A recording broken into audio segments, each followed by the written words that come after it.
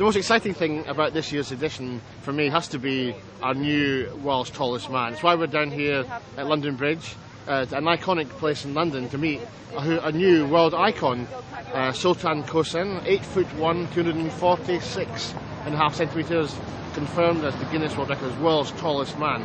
So Siltan contacted us 2 years ago with some evidence from his doctor that he was close to 8 foot.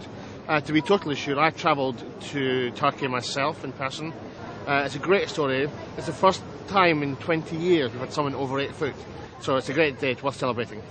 He has a pituitary tumour, secreting a hormone called growth hormone. It's usually a benign tumour, not a very common condition. There are about 360 cases, new cases a year in the UK, and it usually happens in adulthood. But of course, as you can imagine, it causes growth, and therefore if it happens at a young age, then the child grows much taller than he or she should, and as a consequence they become giant. 10 yaşındayken boyum uzamasını fark ettik. İşte doktora gittik. Doktor beyinde tümör var. O tümör büyüme hormonuna aşırı baskı verdiği için boy dengesi bir şekilde uzuyordu.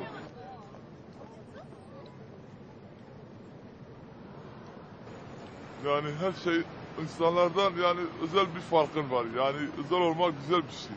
Her şeyden uzunsun yani nereye gidiyorsan ilgiyi çekiyorsun. Bütün insanların gözü sende yani orada bayağı ilgi çekiyor. İnsanlar fotoğraf çekiyor, şey yapıyor yani gülüyor, seviyorlar beni.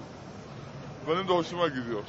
Avantajları çok yani herkesten daha farklısın yani uzunsun yani insanları tepeden seyrediyorsun yani.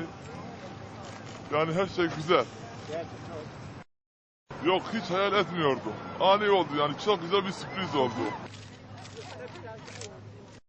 I think the book sort of self-perpetuates itself because people read the book and they read these inspiring, amazing stories from all around the world, and people think, I can do that, I'll have a go.